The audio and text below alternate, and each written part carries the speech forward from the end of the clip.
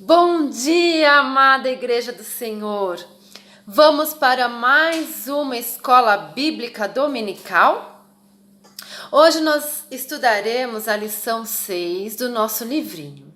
A lição 6, ela trata do Espírito Santo depois de Pentecostes. Vamos lá?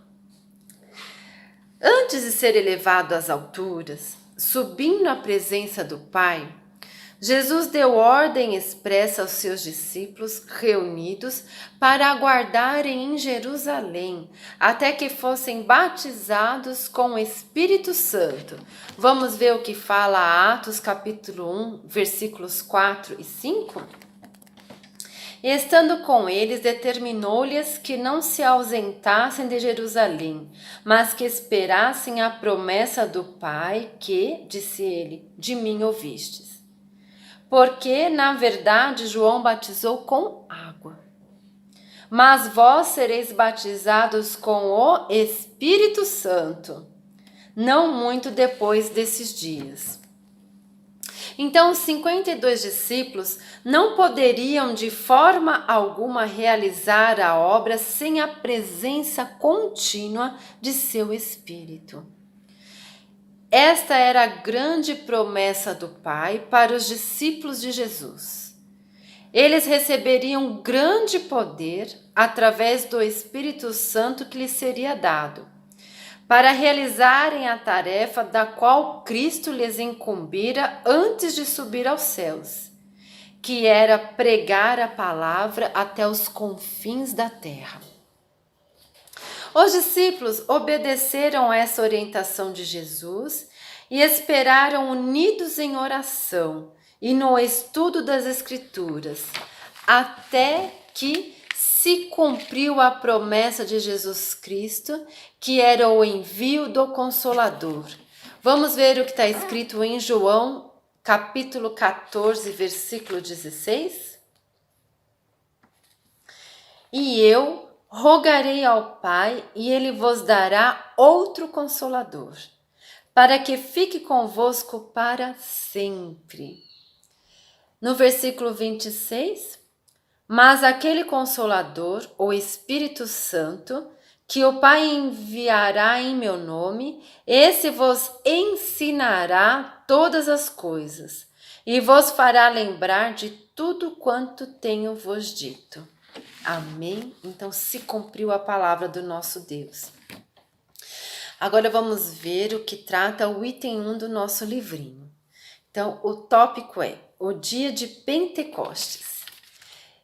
Em Atos 2, Lucas relata que, cumprindo-se o dia de Pentecostes, houve a descida, o derramar do Espírito Santo. Fazendo um adendo. O povo judeu, no mês de Abib do calendário judaico, comemorava a Páscoa, ou seja, a saída do povo da escravidão no Egito. No 50º dia da comemoração da Páscoa, se comemorava a festa das primícias.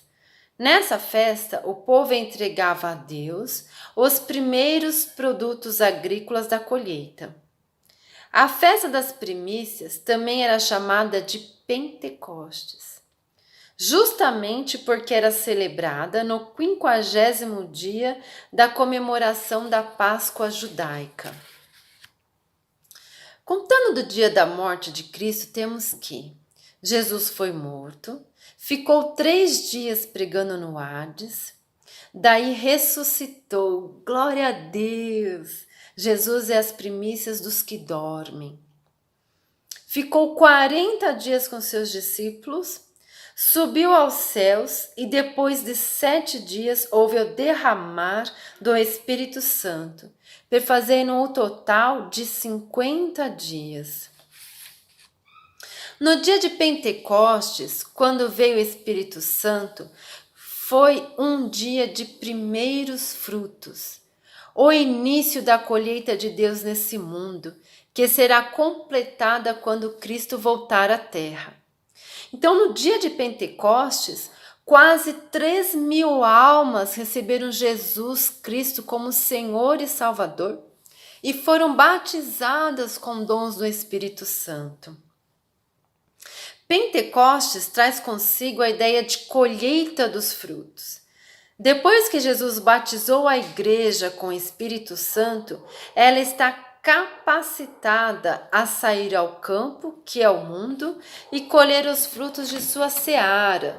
Vamos ver o que está escrito em Atos, capítulo 1, versículo 8? Mas recebereis a virtude do Espírito Santo, que há de vir sobre vós, e ser-me-eis testemunhas, tanto em Jerusalém, como em toda a Judéia e Samaria, e até aos confins da terra.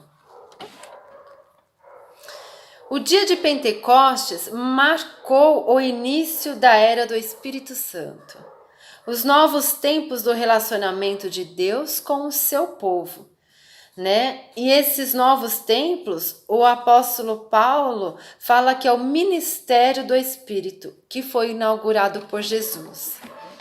Vamos ver o que está em Atos capítulo 2, versículos de 1 a 4? E cumprindo-se o dia de Pentecostes, estavam todos concordemente no mesmo lugar. E de repente veio do céu um som como de um vento veemente e impetuoso, e encheu toda a casa em que estavam assentados. E foram vistas por eles línguas repartidas como de fogo, as quais pousaram sobre cada um deles. E todos foram cheios do Espírito Santo, e começaram a falar noutras línguas, conforme o Espírito lhes concedia que falassem. Amém? Agora vamos ver o tópico 2 do nosso livrinho, que tem como tema os resultados de Pentecostes. Não há dúvidas que os discípulos se tornaram novas pessoas depois da experiência de Pentecostes. Antes dela, todos se mostraram medrosos. Então, quando Jesus Cristo foi preso, todos os discípulos fugiram porque sentiram medo. Eles negaram Jesus Cristo. Né? Um exemplo foi o próprio Pedro. Pedro negou Jesus Cristo 3 vezes. Né? Eles se reuniam às escondidas. Né?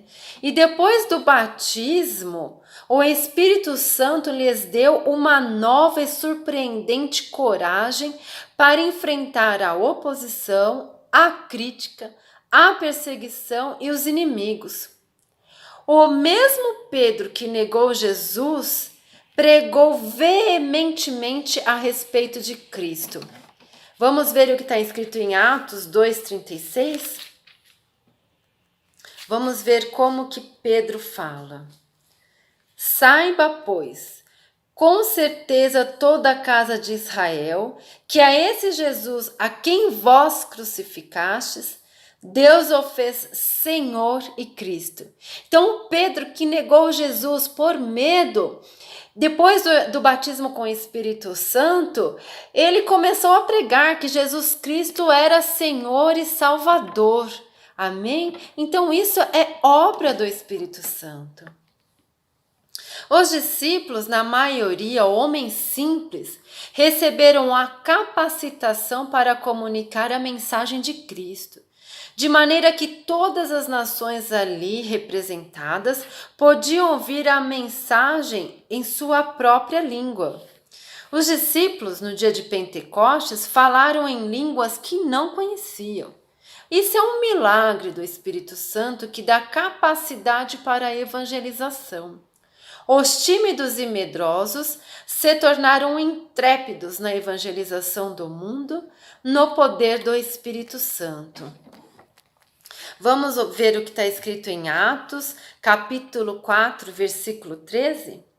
Então eles, vendo a ousadia de Pedro e João, informados de que eram homens sem letras e indoutos, maravilharam-se e reconheceram que eles haviam estado com Jesus.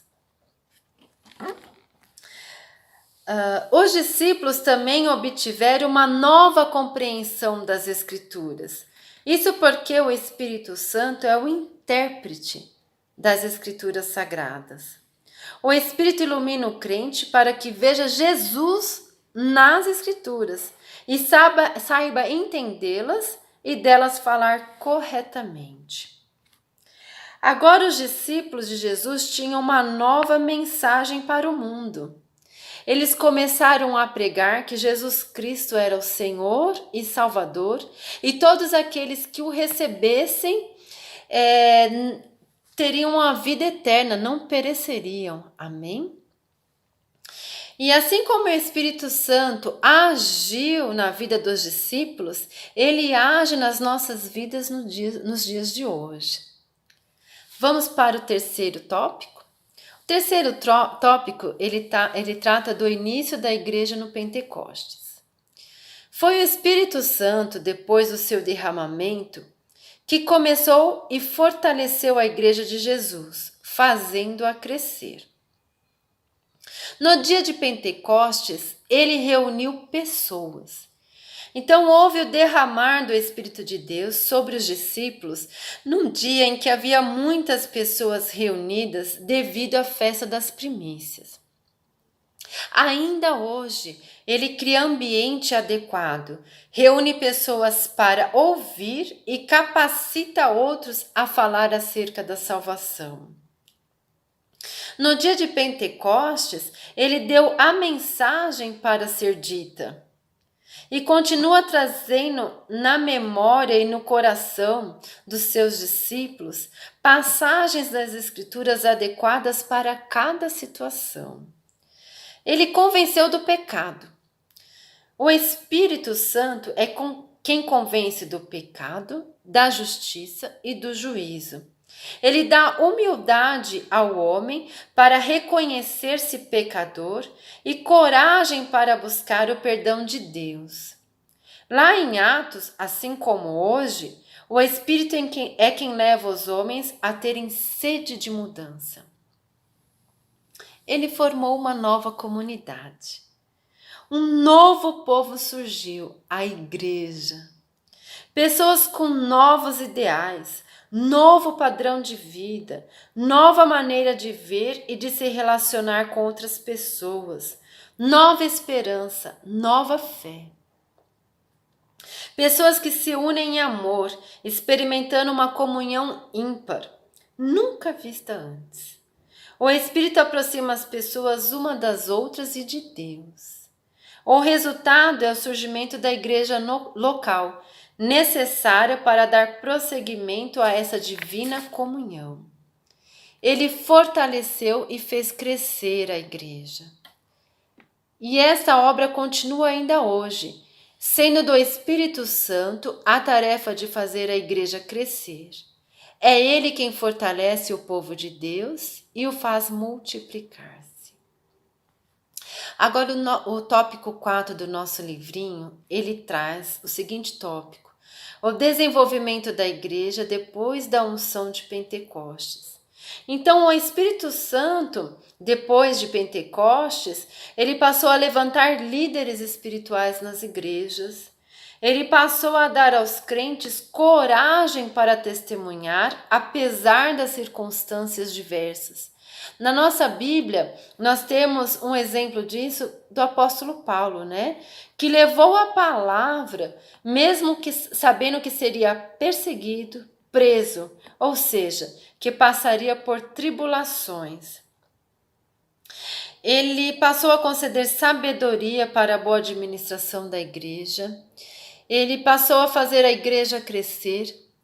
Ele passou a despertar a visão, amor e compromisso missionário. E ele passou a vocacionar e capacitar pastores e presbíteros. Amém? O novo tópico do nosso livrinho é a evangelização do mundo dirigido pelo Espírito Santo.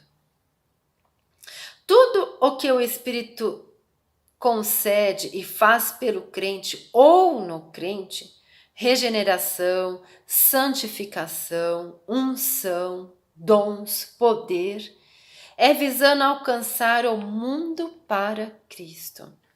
Não seria exagero dizer que a paixão do Espírito Santo é missões, pois a sua ação no crente e na igreja é com o propósito de que o mundo conheça o Evangelho de Jesus Cristo e assim tenha a oportunidade de ser salvo.